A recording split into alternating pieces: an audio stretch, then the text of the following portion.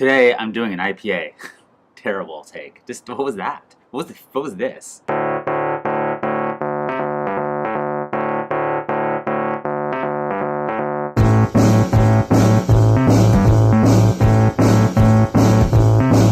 Today I'm doing an IPA.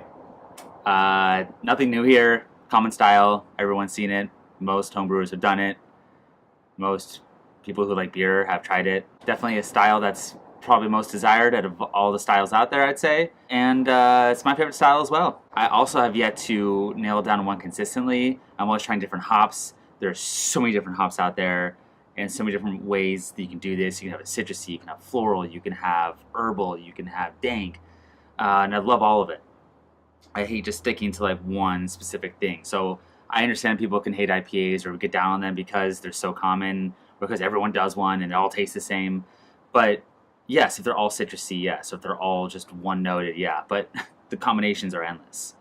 So that being said, the combination I'm doing today is very common. Simcoe, mosaic, citra. It's very common for that New England style IPA. They're definitely more probably on the citrus side. Simcoe definitely is more on the pioneer side of things. Some people call it cat pee. That's a good thing because I guess I like cat pee. Citra and mosaic are going to get a little more citrus, a little more fruit maybe with mosaic. And I'm actually bittering my first edition with Chinook. And Chinook is more on the grapefruit side of things. Last IPA I did, I didn't get great results out of it. It wasn't that bitter. Also, the flavors were a little off. I thought it was a little stale tasting. It just wasn't that great. I'm adjusting this recipe a little bit.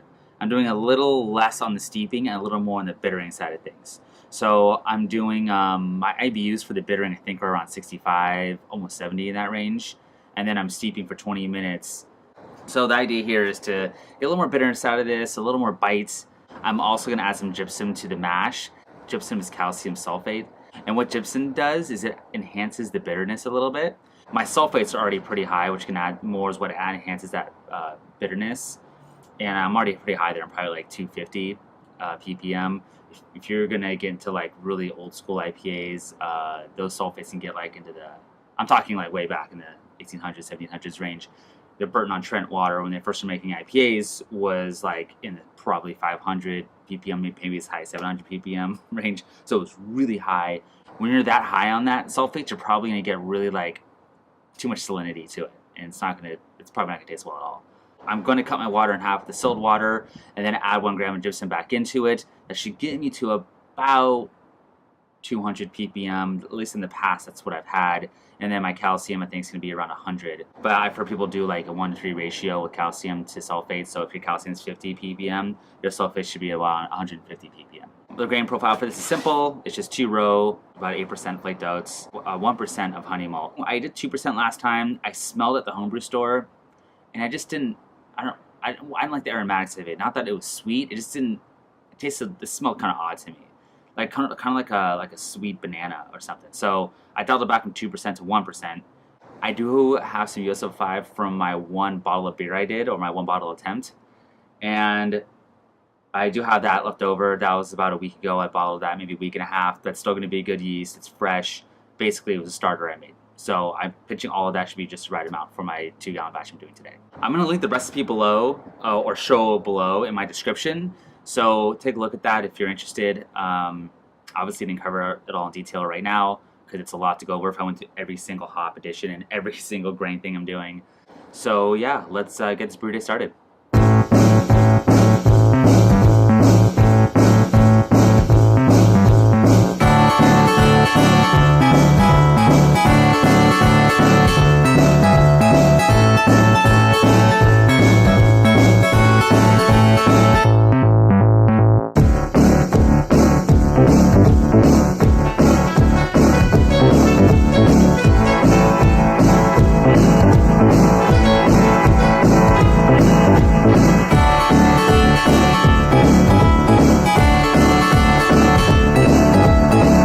Yeah, I'm not even gonna pretend here. I looked before I started filming. I'm at 10:51. It's going for 10:41. Every single brew day, I feel like I'm so focused on filming and trying to get a brew day done and trying to be as accurate as I can with the specs. I always miss something, at least the last couple times. It's fine, not a big deal. We're all in this together, we're all learning together. However, I saw what I did wrong. The yield for my 2-row was set at 60%, and the yield should be closer to 75%, maybe even higher than that. I had a misunderstanding on how much I was boiling off in the past, so I was tweaking things around trying to figure that out. In the process, I set my yield for my 2-row at 60%. So, even as I was making this, I was like, man, 6 pounds of grain is kind of a lot for 2 gallons. I'm closer to like 2 pounds of grain for my 1 gallon batch, so that should be closer to 4.5 or 4 pounds of grain. I was like, oh, well, I mean, I looked at most everything else, it seemed right to me, but I missed that one thing. So, I'm going to have to make an adjustment here. I'm going to have to do a 45-minute boil instead of a 60-minute boil. What I'm going to do is add my Simcoe edition, which is going to be at 15 minutes. I'm going to add some of those hops into my 60-minute edition. And that should give me still around the IBUs I want to get. I might lose some slight flavor profile, maybe, but I probably will hardly notice because this is a bittering edition. There's a lot of hops in it anyway. So, yeah, I'm going to make that adjustment. And I still want to get my IBUs to around 90 or so total for all of this. So, yep, gonna make that adjustment right now.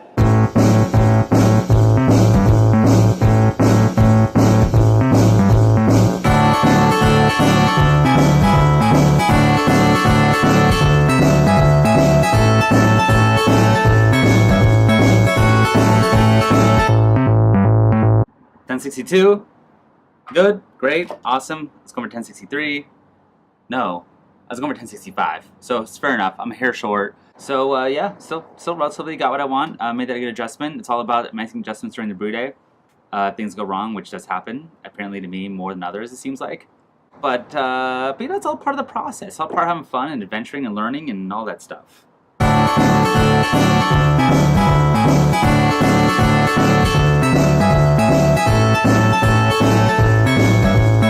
Alright, well, aside from another little hiccup I had today, worked out. Got what I wanted in the end. That's all that matters. This is really, really heavy, so I'm not going to talk much more. I'm going to swirl it, get some oxygen into this. I'm not going to put pure oxygen into this because, frankly, I don't want to right now. And swirling's going to be enough. It's only in 1062. If it was like 1080, I probably would, or 1070. But good as is. I'm going to put drops into this after it goes into the keg for this one. And yeah, keep an eye out for the tasting. I usually post it here. It doesn't show up in the corner right now or at the end of the video. Then find it in the description below if it's done. If it's not, it'll be there eventually at some point. Subscribe, like, all that good stuff. More videos coming all the time, regularly, every 3 days at the moment. Could be less, could be more. That's the goal on paper. Enjoying it. I'm having a good time. And then enjoy the day, enjoy brewing.